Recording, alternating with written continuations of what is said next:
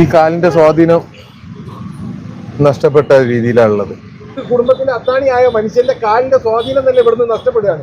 Star care ഹോസ്പിറ്റലിന്റെ അടിവേരടക്കിയിട്ടേ വിടുള്ളൂ. Star care hospital Kozhikode മനാഫിന്റെ ഒരു സ്റ്റാഫിന്റെ ഒരു അവസ്ഥയാണ്. മരം മുറിക്കുന്ന സമയത്ത് കാലിന്റെ മുകളിൽ മിഷൻ തട്ടിയിട്ട് കാലിന്റെ മുകളിൽ ഒരു മുറിവായി. അദ്ദേഹത്തിനെ എടുത്ത് നേരെ സ്റ്റാർ കെയർ ഹോസ്പിറ്റലിലേക്ക് കൊണ്ടുവരുന്നു. സ്റ്റാർ കെയർ ഹോസ്പിറ്റലിലെ ഡോക്ടർമാർ പറഞ്ഞൊരു വാക്കുണ്ട്, ഇത് വലിയ പ്രശ്നമൊന്നുമല്ല, സിമ്പിൾ പരിപാടിയാണ്, നമുക്ക് നേരാക്കി എടുക്കാന്നുള്ളത്. എന്നിട്ടോ 60,000 രൂപയാണോ ആ ഓപ്പറേഷനും കാര്യങ്ങൾക്കും വേണ്ടി പറഞ്ഞത്, അവസാനം 90,000 അടുത്ത് എത്തി നിൽക്കുന്നു എന്നുള്ളത്. കൊള്ളാം അല്ലെ? ഇപ്പൊ സാധാരണയായി നമ്മൾ കണ്ടുവരുന്ന ഒരു കാര്യമാണ് ആശുപത്രികളൊക്കെ അറവുശാലയെക്കാളും കഷ്ടമാണ് എന്നുള്ളത്. ഇത്തരം അനുഭവത്തിലൂടെ കടന്നു പോകാത്ത ഒരു മലയാളി പോലും ഉണ്ടാവില്ല. ഏതെങ്കിലും ഒരു പ്രൈവറ്റ് ആശുപത്രിയിൽ പോയാൽ കാണാം. എന്തിനാണ് പിന്നെ ഈ പ്രൈവറ്റ് ആശുപത്രിയിൽ കൊണ്ടുപോകുന്നതെന്നല്ലത്, തന്റെ തൊഴിലാളിയെ ഗവൺമെന്റ് ആശുപത്രിയിൽ കൊണ്ടുപോകാതെ വലിയ ആശുപത്രിയിൽ കൊണ്ടുപോയിട്ട് ഒരു കെയർ കൊടുക്കാൻ നോക്കിയതാണ്, അവസാനം കയറ് കഴുത്തിലിടുന്നതിന് തുല്യമായി എന്നുള്ളതാണ്. നമുക്ക് നേരെ എന്തെങ്കിലും വിഷയത്തിലേക്ക് കടക്കാം. ഈ സ്റ്റാർ കെയർ ഹോസ്പിറ്റലിൽ എൻ്റെ ഒരു രോഗിനെ കൊണ്ടുവന്നിട്ട് എന്താക്കി പറഞ്ഞു കഴിഞ്ഞാൽ ചെറിയൊരു അപകടം പറ്റിയതേ. ആ അപകടത്തിൽ അദ്ദേഹത്തിന്റെ കാലിനൊരു മുറിവ് വന്നു. ഇവിടെ കൊണ്ടുവന്നത് കുറച്ച് ദിവസമായി ഈ ഹോസ്പിറ്റലിൽ ആള് കൊണ്ടുവന്ന പറഞ്ഞ് നിസാരമായ പരിക്കാണ്, വെറും ചെറിയ പരിക്കാണ്, ഒരു 2 ദിവസം ഇവിടെ 2 ദിവസം താമസിച്ച് ചികിത്സിച്ച് പോകാന്നുള്ളതാണ് ഈ സ്റ്റാർ കെയർ ഹോസ്പിറ്റലുകാർ പറഞ്ഞത്. പക്ഷേ ഇവിടെ വന്ന് ചികിത്സ തുടങ്ങി ഇത്രയും ദിവസമായി, ഒരു 2 ദിവസം ഇവിടെ ചികിത്സിച്ചിട്ടുള്ളൂ. ഇവരൊരു പാക്കേജ് പറയും ഹോസ്പിറ്റലുകാർ, എപ്പോഴും എല്ലാവരും ശ്രദ്ധിക്കേണ്ട ഒരു കാര്യമാണ്. ഒരു പാക്കേജ് പറയും, ഇയാളെ പഴയ രൂപത്തിലേക്ക് ആക്കിത്തരാം ഇയാളെ കാല് എന്ന് പറഞ്ഞ് 65,000 രൂപ നമ്മളോട് വാങ്ങി. അത് കഴിഞ്ഞതിന് ശേഷം ഈ ഹോസ്പിറ്റലിലുള്ള 90,000 രൂപയുടെ അടുത്ത് നമ്മളെടുത്ത് ബില്ലായും ചെയ്ത് ആ പാവത്തിന്റെ കാല് മാറിയിട്ടില്ല. ഇതാണ് പാക്കേജാണ് ഒരു മെയിൻ പരിപാടി കേട്ടോ. ഈ ഹൃദയവാൾവ് ശസ്ത്രക്രിയ ചെയ്യുന്ന ആളുകൾ വ്യക്തമായിട്ട് പറയും, അമേരിക്കയുടെ വാൾവുണ്ട്, ജർമ്മനിയുടെ വാൾവുണ്ട്, ഇന്ത്യയുടെ വാൾവുണ്ട്, ഏത് വാൾവ് വേണം. എന്താണ് ഈ വാൾവുകളൊക്കെ വ്യത്യാസം എന്ന് വെച്ചിട്ടുണ്ടെങ്കിൽ ഇതിന് 1 ലക്ഷം, 2 ലക്ഷത്തിന് 3 ലക്ഷം. സത്യം പറഞ്ഞാൽ എല്ലാ വാൾവും ഒരു കമ്പനിയുടെ തന്നെ ആയിരിക്കും. ഇവര് പറ്റിക്കാണ്. നമ്മൾ വിചാരിക്കും അമേരിക്കയുടെ വെക്കാം, അതാവുമ്പോ ഒന്നുകൂടി നല്ലതല്ലേ, ഒന്നുകൂടി ഗ്യാരണ്ടി ഉണ്ടാവുമല്ലോ എന്നൊക്കെ വിചാരിച്ചാൽ അത് വെക്കും. ഒക്കെ ഒന്ന് തന്നെ ആവും. നമുക്കറിയില്ലല്ലോ ഇതിന്റെ പിന്നിൽ നടക്കുന്ന കാര്യങ്ങൾ എന്താണെന്നുള്ളത്. വൻ ചതിയാണ് നടക്കുന്നത് എന്നുള്ളതാണ്. ആശുപത്രികളുടെ പിന്നിൽ നടക്കുന്ന ഇമാതിരി പേക്കുതുകളൊന്നും ആരും ഒന്നും മിണ്ടില്ല കേട്ടോ. അതായത് എന്റെ മകന്റെ ജീവൻ അല്ലെങ്കിൽ എന്റെ മകളുടെ ജീവൻ രക്ഷപ്പെടുത്തണം, അതിന് എത്ര പൈസയായാലും കുഴപ്പമില്ല എന്ന് പറഞ്ഞുകൊണ്ടാവും നമ്മൾ അവിടെ ചെല്ലുക. ഇത് മനസ്സിലാക്കുന്ന ആള് നമ്മുടേതാണല്ലോ ആവശ്യം. അവര് പറയും, ഇതാ ഈ ഇഞ്ചക്ഷൻ 25,000 ആണെന്ന് പറഞ്ഞാൽ 25,000 എണ്ണി കൊടുക്കുക. 2,000 രൂപ ഉണ്ടാവുള്ളൂ, ചിലപ്പോ 100 ഇരട്ടിയോളം ലാഭം പിടിക്കുന്ന പരിപാടിയാണെന്നുള്ളതാ. സ്വന്തം സ്റ്റാഫിനെയാണ് നല്ലൊരു ആശുപത്രിയിൽ കൊണ്ടുപോകാന്ന് വിചാരിച്ചു ചെന്നപ്പോ ഉണ്ടായ അവസ്ഥ. കൊള്ളാല്ലേ? ഇവന്റെ കാലാണ് ഇപ്പം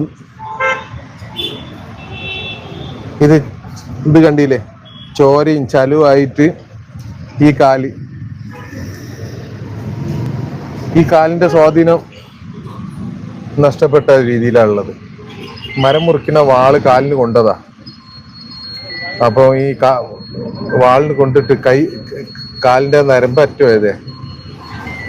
ഇപ്പൊ ഇനി ജോലിക്ക് പോകാൻ പറ്റാത്ത അവസ്ഥയാണ്. ഒരു കുടുംബത്തിന്റെ അത്താണിയാണ് ഇപ്പൊ നമ്മൾ ആ ഒരു ആംബുലൻസിൽ കിടക്കുന്നതായിട്ട് കാണുന്നത്. ആളൊരു ഡോക്ടർ പറയുന്നത് ചെറിയൊരു പ്രശ്നമാണ്, നമുക്ക് ശരിയാക്കി എടുക്കാമെന്ന്. എന്നതിന് ശേഷം ആളുടെ കാല് തന്നെ ഇളക്കാൻ പറ്റാത്ത രീതിയിലേക്ക് ആക്കിയെടുത്തു. ഇനി എങ്ങനെയാണ് അയാളെ കുടുംബം നോക്കുക? പല ആളുകൾക്കും അവരുടെ അനുഭവങ്ങൾ ഉണ്ടാകുമ്പോൾ മാത്രമാണ് ഇത്തരം കാര്യങ്ങൾ പ്രതികരിക്കുകയുള്ളൂ. ഇപ്പൊ ഈ വീഡിയോ കാണുന്ന ആളുകൾക്ക് അനുഭവങ്ങൾ ഇല്ലാത്തത് കൊണ്ട് അവർ സ്കിപ്പ് ചെയ്ത് പോയിട്ട് ഒളിച്ചോട്ടം കാണാൻ പോകും. അതായത് വേറെ സാധനങ്ങൾ, ഇപ്പൊ രേണുസുതിയുമായി ബന്ധപ്പെട്ടുകൊണ്ടുള്ള വീഡിയോസ് മാത്രം അടിച്ചടിച്ച് തന്നെ കയറിക്കൊണ്ടിരിക്കുക. എന്നിട്ട് കുറെ ആൾക്കാർ പറയും, നീ എന്തിനാടാ ഇതന്നെ ചെയ്തുകൊണ്ടിരിക്കുന്നതെന്ന്.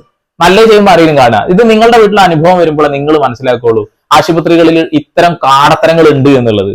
ഇതൊരു എന്താ പറഞ്ഞാൽ ഈ ഒരു അനീതി, ഈ ഒരു പാവം മനുഷ്യനോട് 2 പെങ്ങന്മാരും അമ്മയും അടങ്ങുന്ന ഒരു കുടുംബത്തിന്റെ അത്താണിയാണ് ഈ ഒരു മനുഷ്യന്.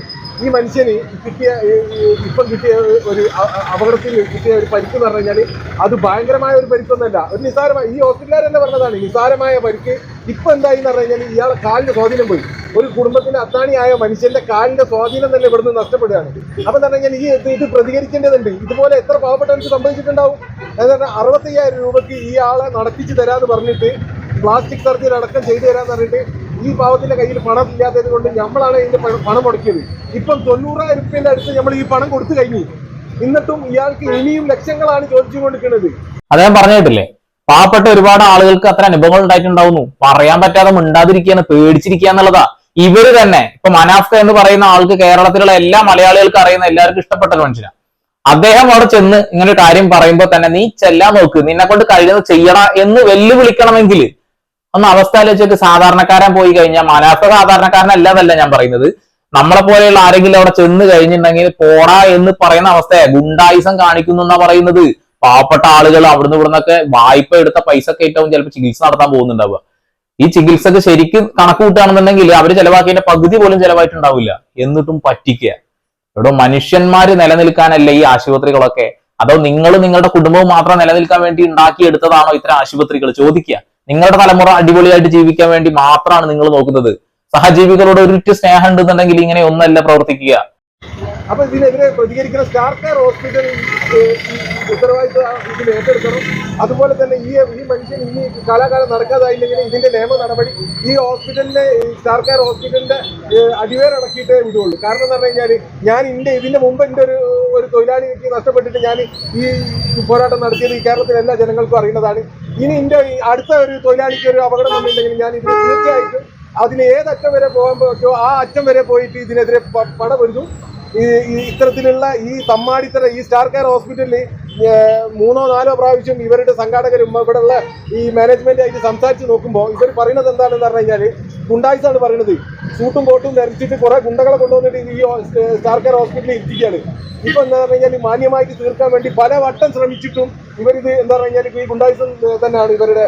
ഓക്കെ, ഗുണ്ടായിസം തന്നെയാണ് കാണിച്ചുകൊണ്ടിരിക്കുന്നത്.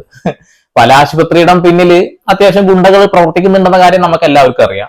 അതേ ഗുണ്ടകൾക്ക് ഇത്തരം അവസ്ഥകൾ വരുമ്പോൾ അവർ പഠിച്ചോളും അല്ലെ? നമുക്ക് എല്ലാവർക്കും അറിയാം, മനാഫ്ക എന്ന് പറഞ്ഞ വ്യക്തി സ്വന്തം സഹോദരന് തുല്യനായിട്ടുള്ള ഒരു തൊഴിലാളിക്ക് വേണ്ടിയിട്ട് ജീവൻ നഷ്ടപ്പെട്ടാലും ഞാൻ അതിനുവേണ്ടി പോരാടും എന്ന് പറഞ്ഞ ഇത് കണ്ടെത്തിയ മനുഷ്യനാ. ഇപ്പൊ അതാ മനാഫ്കയുടെ രണ്ടാമത്തെ ഒരു തൊഴിലാളിക്ക് ഇത്ര ഒരു അനുഭവം വരുന്നു. ചെറിയ ഒരു മുറിവാണ് എന്ന് ഡോക്ടർമാര് തന്നെ വിധി എഴുതിയിട്ട് അവര് ഓപ്പറേഷൻ ചെയ്തിട്ട് ആ ചങ്ങാതിയുടെ കാല് അങ്ങോട്ട് ഇല്ലാണ്ടാക്കി. ഒരു കുടുംബത്തിന്റെ അത്താണിയെ തന്നെ അത് കിടത്തി. കൊള്ളാം. ഞങ്ങൾക്ക് വേണമെന്നുണ്ടെങ്കിൽ ഞങ്ങളുടെ തൊഴിലാളിനെ ഗവൺമെന്റ് ഹോസ്പിറ്റലിൽ കൊണ്ടുപോകാം. നല്ലൊരു ചികിത്സ കിട്ടുമെന്ന് വിചാരിച്ചിട്ടാണ് ഞങ്ങളുടെ തൊഴിലാളിനെ എന്താക്കിയത്. ഏറ്റവും എന്താ പറയുക, നല്ല ചികിത്സ കിട്ടണം എന്നുള്ളതിനാണ് ഈ സ്റ്റാർ കെയർ ഹോസ്പിറ്റലിലേക്ക് കൊണ്ടുവന്നത്. പണം മുടക്കിയിട്ട് ചികിത്സിക്കുക എന്നുള്ളത്. പ്രൈവറ്റ് ഹോസ്പിറ്റലിലേക്ക് കൊണ്ടുവരുമ്പോൾ ഇങ്ങനെയാണ് ഇവിടുത്തെ ഈ ഹോസ്പിറ്റലിന്റെ അവസ്ഥ. അതുകൂടി അത്രേ ഉള്ളൂ. പ്രൈവറ്റ് ആശുപത്രികളിൽ നമ്മൾ കൊണ്ടുപോകുന്നത് ഈ ഒരു കാര്യം കൊണ്ട് തന്നെയാണ്, നല്ല ചികിത്സ കിട്ടും എന്നുള്ള വിശ്വാസം കൊണ്ട്. പക്ഷെ നല്ല ചികിത്സയ്ക്ക് അപ്പുറം നല്ല രീതിയിൽ നമ്മളെ കഴുത്ത് പീഞ്ഞു പിടിച്ചുകൊണ്ട് നമ്മളെ പൈസ മുഴുവൻ അടിച്ചെടുക്കുന്ന ഒരു പ്രവണതയാണ് കണ്ടുവരുന്നത്. ഏതൊരു ആശുപത്രി നിങ്ങൾ എടുത്തു നോക്കിക്കോ, ഈ പ്രൈവറ്റ് ആശുപത്രിയിൽ ഏത് ആശുപത്രിയിലാണ് നമ്മളെ നന്നാക്കാൻ വേണ്ടിയിട്ട് അവരിയ്ക്കുന്നത്? അവർ പുണ്യം കിട്ടാൻ വേണ്ടിയിട്ടല്ല പ്രവർത്തിക്കുന്നത്, പൈസ ഉണ്ടാക്കാൻ വേണ്ടി മാത്രം. പണം പണം പണം. ഭാവിയിൽ നിങ്ങൾക്ക് എന്തെങ്കിലും ഒരു അവസ്ഥ വരുമ്പോ ഈ പണം നിങ്ങളെ രക്ഷപ്പെടുത്തും നമുക്ക് കണ്ടറിയാം. ഹോസ്പിറ്റലിൽ നിന്ന് ഇറങ്ങുമ്പോൾ ബില്ല് തന്നു കഴിഞ്ഞാൽ സൂക്ഷ്മമായി പരിശോധിക്കണം. ഇയാൾ ആകെ അവിടെ കിടന്നത് കുറച്ചു നേരം കിടന്നപ്പോൾ തന്നെ ഇയാൾക്ക് 29,000 രൂപന്റെ മരുന്നിന്റെ ബില്ലാണ്. അതിൽ തന്നെ അവരവിടെ ഉപയോഗിച്ചു എന്ന് പറയുന്ന പല സാധനത്തിന്റെ ബില്ലും നമ്മളെ പെരടിക്കാണ് ഇട്ട് തന്നത്. 29,000 രൂപ ആ വകല് ഒന്നും വേണ്ട. ഇതിനുള്ളിൽ കാഷ്വാലിറ്റിയിൽ വെറുതെ കിടന്ന് 2 ഡോക്ടർമാർ വന്ന് ഇയാളെ മുറിവ് ചെക്ക് ചെയ്തതിന് മാത്രം 8,000 ചില്ലാൻ രൂപ ബില്ലാണ് ഈ ഹോസ്പിറ്റലിൽ. ഒരു ചികിത്സ നടത്താതെ 8,000 ചില്ലാൻ രൂപ ചെക്ക് ചെയ്യാൻ മാത്രം വാങ്ങിയിട്ട് എന്നിട്ട് ചെക്ക് ചെയ്തിട്ട് ഇപ്പൊ പറയുന്നത് എന്താ പറഞ്ഞു കഴിഞ്ഞാല് ഞങ്ങൾ ചെക്ക് ചെയ്തപ്പോൾ ഉള്ളതിനേക്കാൾ കൂടുതൽ ആയത്തിലുള്ള മുറിവ് കഴിഞ്ഞ് ഓപ്പറേഷൻ തിയേറ്ററിൽ നിന്ന് കണ്ടത്. 8,000 രൂപ എത്ര ജസ്റ്റ് ഒന്ന് ചെക്ക് ചെയ്യാൻ വേണ്ടിയിട്ട് അവർ വാങ്ങിയ പൈസ. അത് കഴിഞ്ഞ് ഓപ്പറേഷൻ തിയേറ്ററിൽ എത്തിയപ്പോൾ അവർ കണ്ട മുറി വലുതായിരുന്നു. ഇത്ര നേരം പരിശോധിച്ചിട്ട് അവർ കണ്ടെത്തിയത് ഇത്ര പോന്ന മുറി, പിന്നെ കണ്ടപ്പോൾ അത് വലുതായി എന്നുള്ളത്. ഇത് തന്നെയാണ് ആശുപത്രിയിൽ പലപ്പോഴും നമ്മൾ കണ്ടുവന്നൊരു കാര്യം. പിന്നെ മരണപ്പെട്ട ആളെ വെന്റിലേറ്ററിൽ ഇടുന്ന ഒരു പരിപാടി ഉണ്ട്. വെന്റിലേറ്ററിലാണ്, കുറച്ച് ദിവസം കൂടിയും കിടന്നോട്ടെ. അപ്പോൾ ഫാമിലിയിലുള്ള ആളുകൾ വിചാരിക്കും അത്ര പെട്ടെന്ന് അദ്ദേഹത്തിന്റെ ജീവൻ നഷ്ടപ്പെടണ്ട, അദ്ദേഹത്തിന് വെന്റിലേറ്റർ സൂക്ഷിക്കാൻ എന്ന് പറയും. നമുക്കറിയും ഈ വെന്റിലേറ്ററിൽ കിടക്കുന്ന ആള് ജീവിച്ചിരിക്കുന്നുണ്ടോ മരിച്ചിട്ടുണ്ടോ എന്നുള്ളത് അറിയില്ല. അനാവശ്യമായിട്ട് ചിലപ്പോ പലയിടങ്ങളിൽ സംഭവിക്കുന്ന ഒരു കാര്യമാണ്. മരിച്ചിട്ട് നമ്മളെ മരിച്ചില്ല എന്ന് പറഞ്ഞ് നമ്മളെ പോക്കറ്റിൽ നിന്ന് പൈസ ഈടാക്കുന്നത്. ഇതുമായി ബന്ധപ്പെട്ടുകൊണ്ട് ഒരുപാട് സിനിമകളും വന്നിട്ടുണ്ടല്ലേ. ഇതൊന്നും അവസാനിപ്പിക്കാൻ നമ്മളെ കൊണ്ട് കഴിയില്ല. പിന്നെ എങ്ങനെ അവസാനിപ്പിക്കാൻ കഴിയുന്നുള്ളതാ? നമ്മളെല്ലാവരും പ്രതികരിക്കുക എന്നുള്ളതാ. ഇപ്പൊ ഈ ഒരു വ്യക്തിയുടെ കാല് നഷ്ടപ്പെട്ടിരിക്കുകയാണ്. ഒരു കുടുംബത്തിന്റെ അത്താണിയുടെ ജീവൻ തന്നെയാണ് ഇല്ലാണ്ടായിട്ടുള്ളത്. ആ കാലില്ലെങ്കിൽ അദ്ദേഹത്തിന് പിന്നെ കുടുംബം നോക്കാൻ കഴിയില്ല. എല്ലാവരും ശക്തമായി രംഗത്ത് വരിക. ഇത്തരം വീഡിയോസ് എങ്കിലും നിങ്ങൾ കാണുക, ഒന്ന് പ്രതികരിക്കുക. വീണ്ടും വരെ പുതിയ വാർത്താവിശേഷങ്ങളുമായി സന്ദീപ് പോൾ സൈനിങ് ഓഫ്.